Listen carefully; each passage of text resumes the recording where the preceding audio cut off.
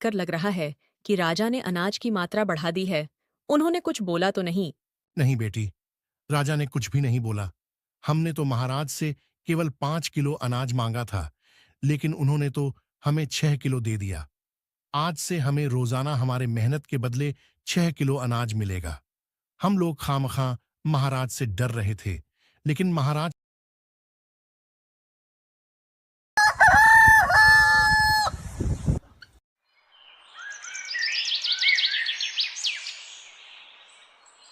ये कहानी छतरपुर नाम के एक छोटे से गांव की है, जहां बिरजू नाम का एक गरीब व्यक्ति रहता था, जो स्वभाव से बहुत ईमानदार और कर्म से बहुत मेहनती था।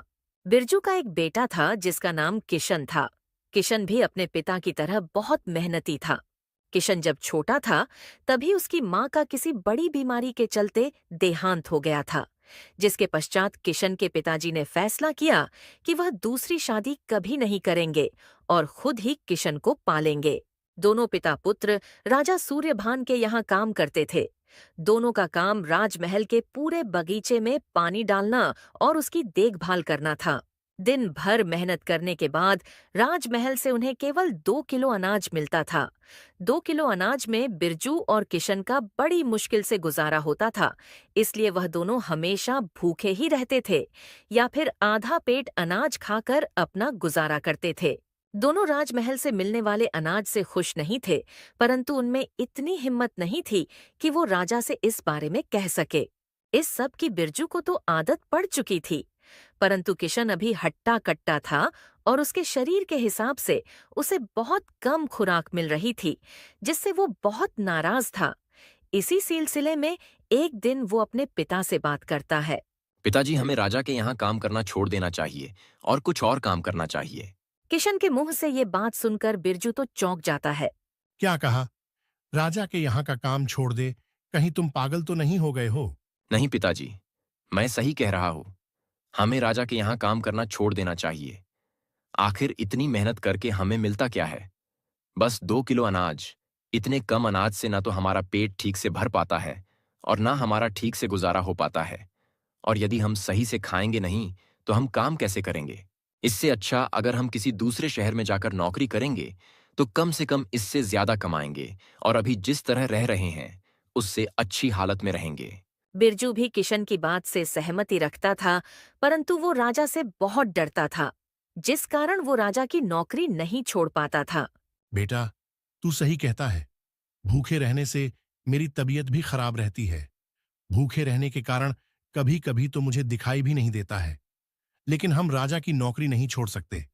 अगर हम राजा की नौकरी छोड़कर भाग गए और कहीं और जाकर काम करने लगे तो राजा हमें ढूंढकर बहुत दर्दनाक सजा देगा। हमारी भलाई इसी में है कि हम चुपचाप राजा के यहाँ काम करते रहे। चल, अब इन बातों को छोड़ और जल्दी जाकर जंगल से थोड़ी सूखी लकड़ियां लेकर आ जा। तब तक मैं खाना बनाने की तैयारी करता हूँ। पिता का डर देखकर और ऐसी बातें सुनकर किशन भी डर जाता है और दूसरे शहर जाकर नौकरी करने का अपना ख्याल छोड़ देता है। बिरजू और किशन की बीच की बात खत्म हुई और किशन वहां से जंगल की ओर लकड़ियां लेने चला जाता है। किशन के जाने के कुछ समय बाद उसके घर पर मीरा चाची आ जाती है, जो उनके घर से थोड़ी दूरी पर रहती है। बिरजू भाई, क्या हो रहा है? सब कुशल मंगल है ना? हाँ बहन, सब बढ़िया है। और बताइए, कैसे आना हुआ? मुझसे कोई काम था क्या?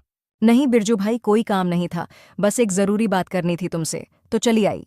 हाँ बोलिए ना, क्या जरूरी बात करनी है मुझसे? बिरजू भाई, तुम्हारी पत्नी के गुजरने के बाद तुमने बहुत दुख देखे हैं। उसके जाने के बाद घर संभालना और साथ साथ काम करना, और अब भी वही कर रहे हो। अब तो तुम्हारा बेटा जवान हो गया है, तुम उसकी शादी क्यों नहीं करा देते? बहू आएगी तो घर संभाल लेगी, तो कम से कम घर के कामों से तो तुम्हें छुट्टी मिल जाएगी। मीरा बहन पर किशन की शादी हुए तो 1 साल बीत चुका है।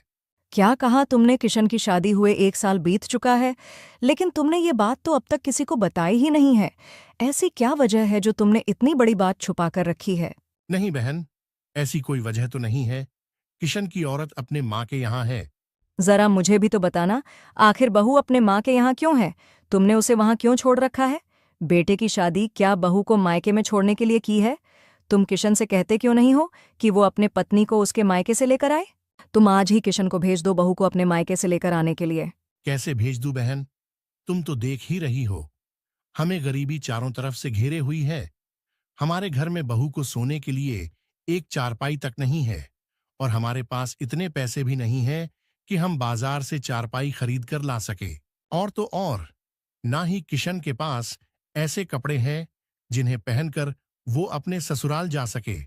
हमारी हालत इतनी खराब है कि किशन के पास केवल 2 जोड़ी कपड़े हैं, और उनमें से एक तो बुरी तरह से फटा हुआ है।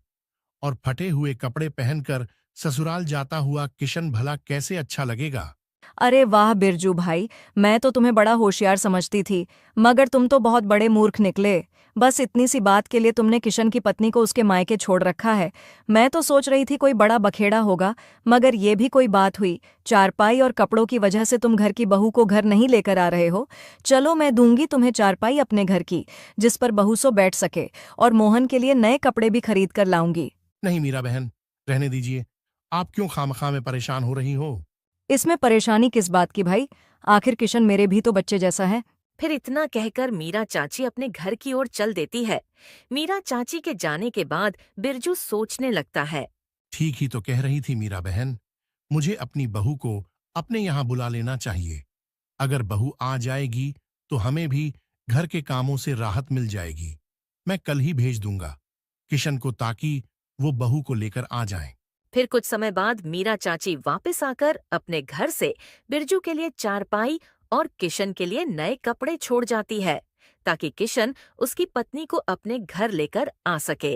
मीरा चाची के जाने के कुछ देर बाद किशन जंगल से लकड़ियां काटकर जब घर लौटा, तब उसने घर में रखी चारपाई देखी, और अचानक घर पर चारपाई देखकर वो अपने पिता बिरजू से पूछने लगा। पिताजी, मुझे जंगल गए बस कुछ ही समय हुआ था, उतने में आप ये चारपाई कहाँ से लेकर आ गए? बेटा, ये चारपाई मैं नहीं लेकर आया। ये तो थोड़ी दूरी पर रहने वाली मीरा बहन ने हमें दिया है, और उन्होंने तुम्हारे लिए नए कपड़े भी लाकर दिए हैं। लेकिन पिताजी, मीरा चाची ने ये चारपाई और नए कपड़े क्यों दिए हैं? बेटा, ये चारपाई हमारे लिए नहीं, बल्कि तुम्हारे पत्नी के लिए दिया है, और नए कपड़े तुम्हारे लिए ताकि तुम अपने ससुराल जा सको। बेटा, इन नए कपड़ों को पहनकर तुम कल अपने ससुराल चले जाना और अपनी पत्नी को लेकर आना। लेकिन पिताजी, हम अपना पेट ही बड़ी मुश्किल से भर पाते हैं। ऐसे में हम सुरीली को क्या खिला पाएंगे? वह हमारे घर का ऐसा हाल देखेगी तो क्या सोचेगी? हाँ बेटा, मैं समझ रहा हूं तेरी बात भी, पर हम बहू को जिंदगी भर ऐसे ही उसके मायके में भी तो नहीं छोड़ सकते हैं ना। आखिर कभी ना कभी तो हमें उसको यहां लेकर आना ही होगा। इसलिए मैं कह रहा हूं कि तू कल ही जाकर बहू को उसके मायके से ले आ। ठीक है पिताजी, जैसी आपकी मर्जी। मैं कल ही जाकर सुरीली को उसके मायके से ले आऊंगा।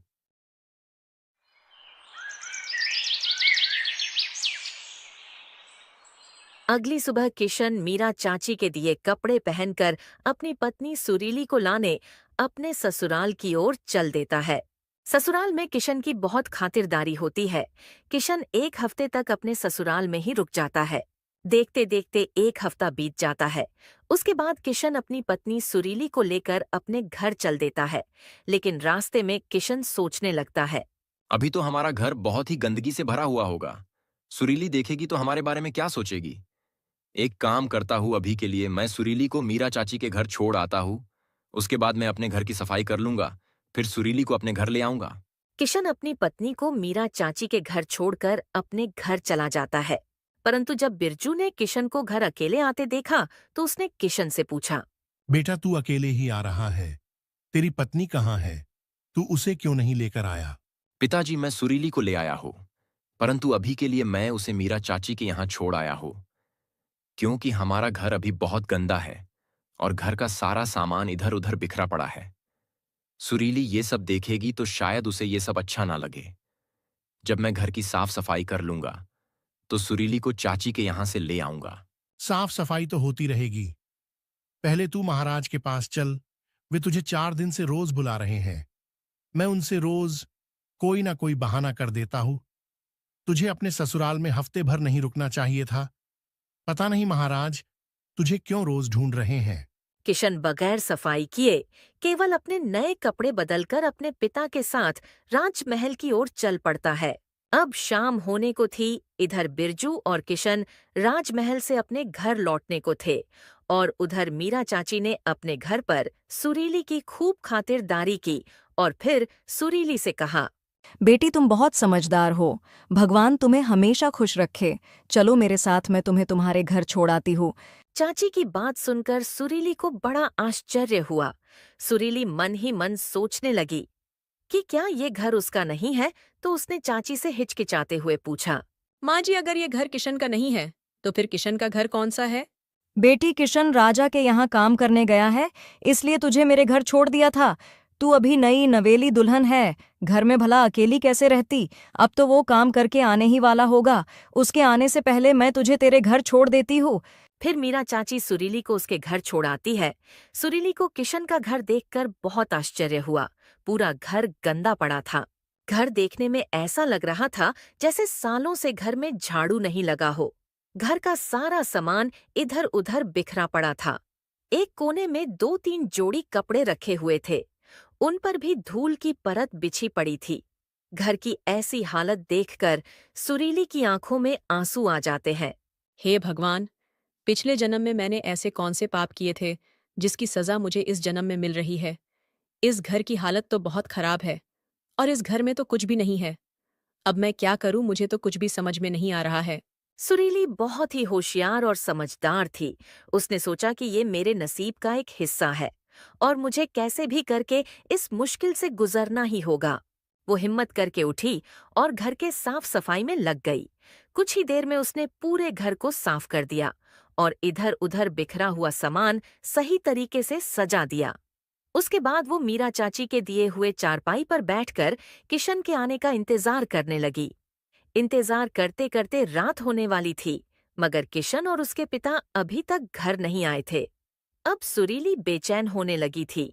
उसका दिल घबराने लगा कि कहीं कोई चोर उचक्का उसके घर में न घुस जाए। उसके दिमाग में तरह तरह के ख्याल आने लगते हैं। उतने में ही किशन और उसके पिता हाथ में अनाज की बोरी लिए घर पर आ जाते हैं।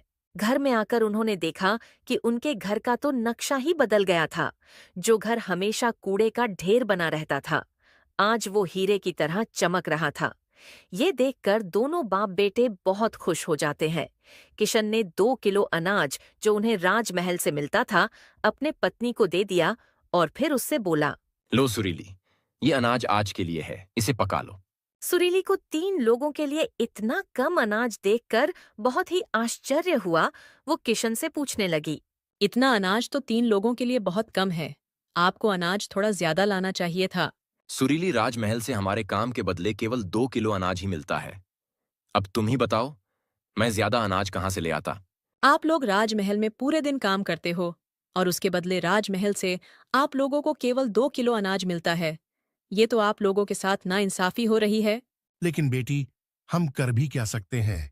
हमें राजमहल से जो अनाज मिल रहा है वो राजा के कहे अनुसार मिल रहा होगा, और हम राजा के हुक्म के खिलाफ जाकर और अनाज भी तो नहीं मांग सकते।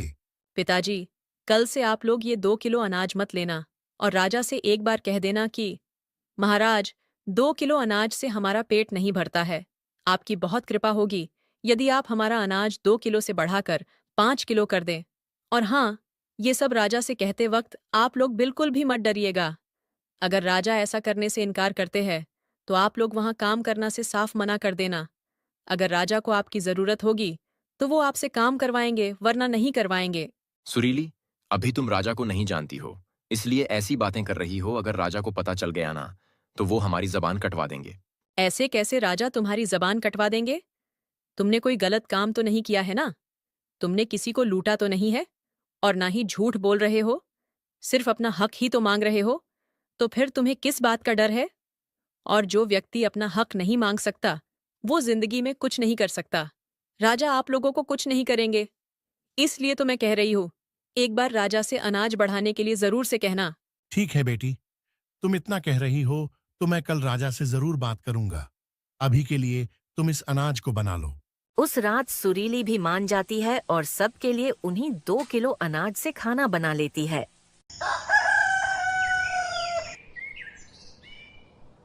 अगले दिन किशन और उसके पिता बिरजू दोनों राजा से मिलने उसके पास चले गए और राजा के सामने पहुंचकर बिरजू ने राजा से कहा, महाराज, आज मैं आपसे अनाज को लेकर बात करने आया हूँ। महाराज, पूरे दिन महल के बगीचे में काम करने के बदले राजमहल से हमें केवल 2 किलो अनाज मिलता है। महाराज, इतने अनाज में हमारा गुजारा नहीं हो पाता है। हमें अक्सर भूखा ही रहना पड़ता है। इसलिए आपसे एक प्रार्थना है महाराज, अगर आप हमारा अनाज 2 किलो से बढ़ाकर 5 किलो कर देते तो आपकी बड़ी मेहरबानी होगी। बिरजू, ये बात तुझे मुझे पहले बताना चाहिए था ना। भूखा रहना अच्छी बात नहीं है। अगर तुम लोग भूखे रहोगे तो काम कैसे करोगे? मैं आज तुम लोगों का अनाज 5 किलो नहीं बल्कि 6 किलो कर देता हूँ। फिर राजा मंत्री से कहता है, मंत्री, आज से बिरजू का अनाज 2 किलो से बढ़ाकर 6 किलो कर दिया जाए और महल में जितने भी मजदूर हैं उनके भी अनाज में बढ़ोतरी कर दी जाए। राजा का फैसला सुनकर दोनों बाप बेटे बहुत खुश हुए और 6 किलो अनाज लेकर खुशी खुशी घर चले गए। जब सुरीली ने किशन के पास अनाज की बड़ी बोरी देखी, तब वो समझ गई कि राजा ने उनकी बात मान ली है। इस बोरी को देखकर लग रहा है कि राजा ने अनाज की मात्रा बढ़ा दी है। उन्होंने कुछ बोला तो नहीं। नहीं बेटी, राजा ने कुछ भी नहीं बोला। हमने तो महाराज से केवल 5 किलो अनाज मांगा था, लेकिन उन्होंने तो हमें 6 किलो दे दिया। आज से हमें रोजाना हमारे मेहनत के बदले 6 किलो अनाज मिलेगा। हम लोग खामखा महाराज से डर रहे थे, लेकिन महाराज तो बहुत दयालु है। उन्होंने हमारे साथ साथ राजमहल में काम करने वाले सभी मजदूरों के राशन में भी बढ़ोतरी कर दी है। सभी घर वाले बहुत खुश थे। बिरजू ने सुरीली को बहुत दुआएं दी। सुरीली बहुत होशियार थी। राजा द्वारा दिए गए अनाज में से वो हर बार थोड़ा थोड़ा अनाज बचा लिया करती थी। इसी तरह कुछ महीनों तक उसने यही काम किया।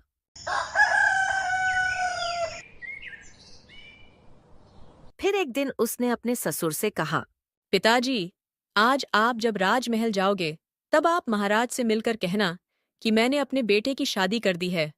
अब हम परिवार में 3 सदस्य हो चुके हैं और आप जो हमें अनाज देते हैं उससे हमारा गुजारा नहीं हो पाएगा। आपकी बड़ी कृपा होगी अगर आप हमारा अनाज थोड़ा और बढ़ा देते तो। ठीक है बेटी, मैं कल काम करने के बाद जब मैं महाराज से मिलूंगा तब उनसे ये बात कहूंगा। अगले दिन राजमहल का काम खत्म करने के बाद बिरजू और किशन महाराज के सामने पहुंच जाते हैं। महाराज, मैंने अपने बेटे किशन की शादी कर दी है। अब हमारे परिवार में 3 सदस्य हो गए हैं।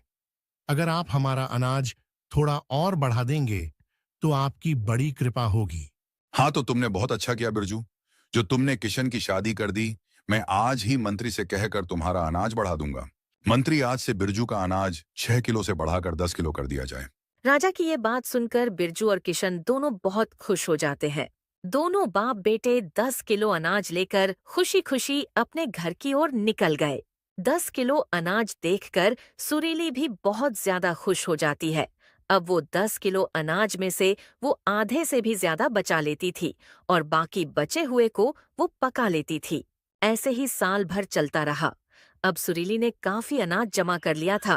फिर एक दिन वो अपने पति और ससुर से बोली, पिताजी, कल से आप लोग राजा के यहाँ काम करने नहीं जाओगे। आखिर कब तक आप लोग ऐसे मजदूरी करोगे? मजदूरी करने से सिर्फ पेट भरा जा सकता है। आप आज जाकर महाराज से बोल देना कि मैंने और मेरे बेटे ने गांव में छोटी सी दुकान खोली है, तो मैं और किशन अब राजमहल में काम करने नहीं आ पाएंगे। और यदि महाराज कुछ कहे तो थोड़ा अपनी तबीयत का बहाना बना लेना। लेकिन बेटी, हम मजदूरी नहीं करेंगे तो क्या करेंगे? हम तो कुछ कर भी नहीं सकते। आप लोग चिंता मत कीजिए। राजमहल से आप लोग जो अनाज लेकर आते थे उसमें मैंने थोड़ा थोड़ा करके काफी अनाज जमा कर लिया है। आप लोग बाजार में एक दुकान खोल लो और ये अनाज बेचो। भगवान ने चाहा तो दुकान बहुत जल्द ही अच्छे से चलने लगेगी। सुरीली की बात सुनकर बिरजू और किशन थोड़ा चौंक तो जाते हैं, पर उन्हें पता था कि सुरीली कुछ सोच समझकर ये कह रही होगी। ठीक है बेटी, मैं आज ही महाराज से ये बात कर लूंगा और फिर घर आते आते बाजार में एक अच्छी सी दुकान भी देख लूंगा और फिर हम कल से उसमें अनाज बेचना शुरू कर देंगे। बिरजू ने गांव के बाजार में एक दुकान किराए पर ले ली और अगले ही दिन अनाज बेचना शुरू कर दिया। कुछ ही दिनों में उनकी दुकान काफी अच्छी चलने लगी। दुकान पर हमेशा ग्राहकों की भीड़ लगी रहती थी। ये देखकर बाप बेटे दोनों बहुत खुश रहने लगे। दोनों जब भी दुकान से घर आते तो घर के लिए कुछ न कुछ सामान जरूर लाते। देखते देखते कुछ महीने ऐसे ही बीत जाते हैं। एक दिन ऐसे ही सुरीली अपने घर के बाहर बैठी होती है। तभी उसकी नजर एक कोने पर पड़े हुए सोने के हार पर जाती है। सोने का हार देखकर सुरीली की आंखें आश्चर्य से खुली कि खुली रह जाती है। सुरीली जल्दी से उस हार को उठा लेती है और उसे घर में ऐसी जगह पर रख देती है जहां किसी की नजर ना पड़ सके। उसी दिन गांव के चौराहे पर राजमहल के ढिंढोरची ने ऐलान किया कि रानी का महल एक चिड़िया ले उड़ी है। किसी को मिले तो राजमहल में लाकर दे दे। रानी की हार की खबर पूरे गांव में फैल गई। हर किसी के जबान पर रानी के हार की चर्चा थी। जब ये बात सुरीली को पता चली, तब भी उसने रानी के हार की बात को किसी से जिक्र नहीं किया। इसलिए राजा को अभी तक रानी का हार नहीं मिला था। राजा बहुत परेशान था। वो मंत्री से बोला, क्या हुआ मंत्री, हार के बारे में कुछ पता चला या नहीं अभी तक? नहीं महाराज, अभी तक तो कुछ पता नहीं चला है, लेकिन हार की तलाश जारी है। मंत्री तो एक काम करो, फिर से पूरे राज्य में ऐलान करवा दो कि रानी का हार अभी तक नहीं मिला है। जिसे भी वो हार मिले वो बिना डरे आकर राजा को बताए। जो भी हार लाकर देगा उसे मुंह मांगा इनाम दिया जाएगा। राजा के कहते ही मंत्री ढिंढोरची से फिर से पूरे नगर में ऐलान करवा देता है। सुनो गांव वालों, एक चिड़िया रानी का सोने का हार लेकर उड़ गई है। जिस भी व्यक्ति को वो हार मिल जाए, उस हार को वो महाराज को लाकर देगा तो राजा उसे मुंह मांगा इनाम देंगे। ये खबर अब सुरीली तक पहुंच जाती है। सुरीली फौरन से अपने पति और ससुर से कहती है, मैंने सुना है कि रानी का सोने का हार कोई चिड़िया लेकर उड़ गई है और राजा उसे ढूंढ रहे हैं, और जो भी उसे ढूंढेगा उसे राजा मुंह मांगा इनाम देंगे। कहीं राजा झूठ तो नहीं बोल रहे हैं? नहीं बहू, राजा कभी झूठ नहीं बोलते हैं। वो जो भी बोलते हैं उसे जरूर पूरा करते हैं। पिताजी, वो रानी का सोने का हार हमारे घर के बाहर पड़ा हुआ था। अब वो हार मेरे पास है। आप वो हार ले जाकर राजा को दे दीजिए। सुरीली वो सोने का हार निकालकर बिरजू को दे देती है। बिरजू भी वो सोने का हार ले जाकर राजा को दे देता है। रानी का हार देखकर राजा भी बहुत खुश होता है। हार मिलने की खुशी में राजा बिरजू से कहता है, बिरजू, आज मैं बहुत खुश हूं और शर्त के मुताबिक तुम्हें जो मांगना है मांग लो। बिरजू, मैं जानता हूं तुम एक सच्चे और ईमानदार व्यक्ति हो, लेकिन तुम्हें कुछ ना कुछ तो चाहिए ही होगा। मैं आज तुम्हें जो चाहिए वो देने तैयारी हूं। मांगो, क्या चाहिए तुम्हें? ठीक है महाराज, अगर आप इतना कह रहे हैं तो एक बार मैं मेरे परिवार वालों से बात कर लेता हूँ, फिर आपको बताता हूँ। ठीक है बिरजू, तुम अपने परिवार वालों से बात करके मुझे कल बता देना। बिरजू राजा को रानी का हार लौटाकर अपने घर चला जाता है। घर पहुंचकर वो सुरीली से कहता है, बेटी, महाराज मुझे इनाम देना चाहते थे, लेकिन मैंने उन्हें कह दिया कि मैं एक बार अपने परिवार वालों से बात करके बताऊंगा। आपने बहुत अच्छा किया पिताजी। अब आप कल महाराज से मिलकर उनसे कहना कि क्या आप मुझे थोड़ी सी जमीन दे सकते हैं जिस पर खेती करके मैं अपने परिवार का गुजारा अच्छे से कर सकूंगा। ठीक है बेटी, जैसा तुम कह रही हो मैं कल महाराज से वैसे ही कहूंगा। अगले दिन बिरजू राजमहल पहुंचकर राजा के सामने खड़ा हो गया और बिरजू को देखकर राजा ने बिरजू से कहा, कहो बिरजू, अपने परिवार वालों से क्या बात करके आए हो? महाराज, अगर आप मुझे थोड़ी सी जमीन दे देते तो मैं उस पर खेती करके अपने परिवार का अच्छे से पालन पोषण कर सकूंगा। ठीक है बिरजू, मैं आज ही मंत्री से कहकर गांव में 5 बीघा जमीन दिलवा देता हूं। मेरी दुआ है कि तुम इस जमीन पर खेती करके खूब फूलों फलों और खूब तरक्की करो। फिर राजा मंत्री से कहकर बिरजू को गांव के अंदर 5 बीघा जमीन दिलवा देता है। अब किशन दिन रात खेतों में मेहनत करता है और बिरजू अपनी अनाज की दुकान चलाता है। कुछ ही दिनों में वो बहुत धनी हो जाते हैं। फिर गांव के अंदर एक अच्छा सा और बड़ा सा घर खरीद लेते हैं। अब उनके घर में किसी भी चीज की कमी नहीं थी। इस तरह सुरीली की समझदारी और चालाकी से कुछ ही दिनों में बिरजू और किशन की गरीबी के दिन दूर हो जाते हैं और अमीरी के दिन आ जाते हैं। तो दोस्तों, कहानी आपको कैसी लगी हमें कमेंट में जरूर बताएं। अगर आपको हमारी मेहनत पसंद आई हो तो हमारे चैनल को सब्सक्राइब करना न भूलें और बेल आइकन दबाएं ताकि नई कहानियों की नोटिफिकेशन सबसे पहले आपको मिले। धन्यवाद।